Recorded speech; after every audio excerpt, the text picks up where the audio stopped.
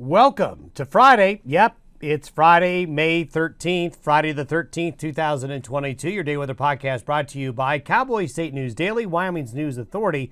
Check them out at cowboystatenewsdaily.com or on their Facebook page. Still windy for many of you again today. Hate to say it, but it's still going to be windy in many areas as the storm that swept through yesterday is now a swirl of clouds up in North Dakota headed into Canada. But it's a strong system and it's producing wind. We've seen so many of these systems this spring, it's hard to really put a number on them. But it's going to be a little less windy on Sunday. And then the best day is Sunday. Sunday is the day to circle on your calendar if you want to do something outside, travel to where you're not fighting the wind so much. Now, for a good chunk of next week, it's going to be very spring-like. It's going to be pretty warm. We're even going to see these afternoon and evening thunderstorms. You start to see this time of year across the plains along and east of the divide. So Monday through Wednesday and into Thursday next week, you're going, hey, wow, maybe summer started. But I'm going to put the kibosh on that because there's something we need to watch very carefully by late next week and next weekend that could bring quite a bit of colder air into the region by late next week and next weekend. So I'm just kind of putting that bug in your ear, a lot of question marks late in the forecast period, but a change in the weather is coming by next weekend.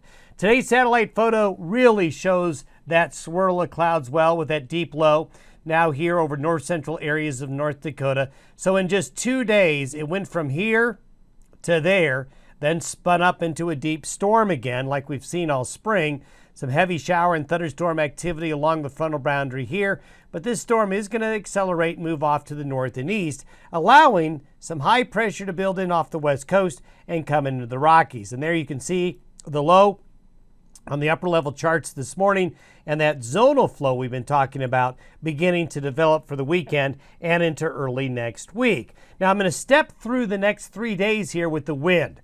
So you can see the green, the yellow, and the little blotches of red there, and the darker blue colors showing where the wind gusts are going to be the strongest today, especially the I-80 corridor of Wyoming, central Wyoming, but across Montana, still kind of brisk and breezy over Colorado as well. These are the gusty winds today. These are the winds tomorrow. Still notice a pretty good patch of wind across portions of Wyoming, but the winds are going to start to taper off Saturday, become more manageable. But look at Sunday, and I'll show you that here in a minute. Sunday's winds get a lot better because on Sunday, high pressure begins to build in with warmer air and the gradient meaning the jet stream winds and the contrast in temperature aloft begins to pull out of the region. And that's going to lead to less wind. These are the wind gusts for Sunday. Extremely manageable. Look at the west. Really the best break in wind we've seen in a while. So Sunday is the day if you want to be outside. Here are the temperatures forecast relative to average. By Monday, you can see a lot of orange in the central and western United States warming up nicely. These are temperatures on Wednesday, pretty warm.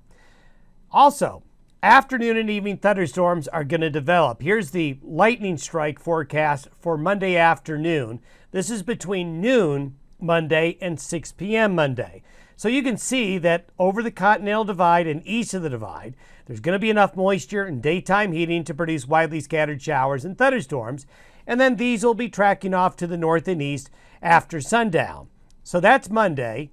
This is Tuesday, and this is Wednesday. So you can see there's going to be some activity, and notice how much of it is really along and east of the divide, west of the divide, really not much going on. Now, long term, this is what we've got to keep an eye on. As we get to the end of next week, high pressure is going to bulge up and grow quickly to the north into the Gulf of Alaska and through the Aleutians there.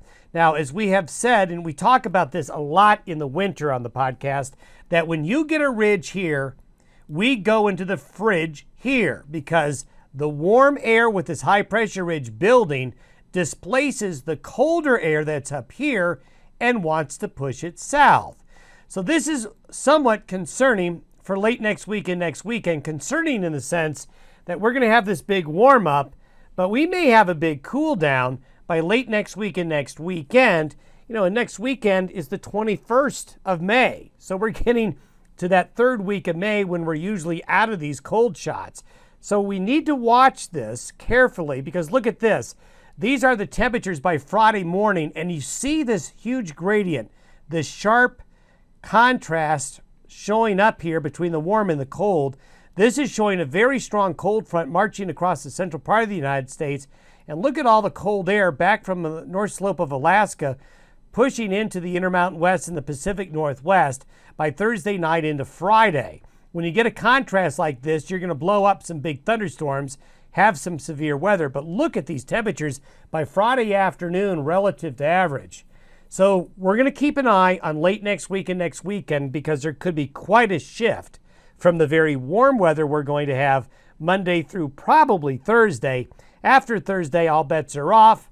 We'll have a better idea on that when we talk to you on Monday. Have a great weekend.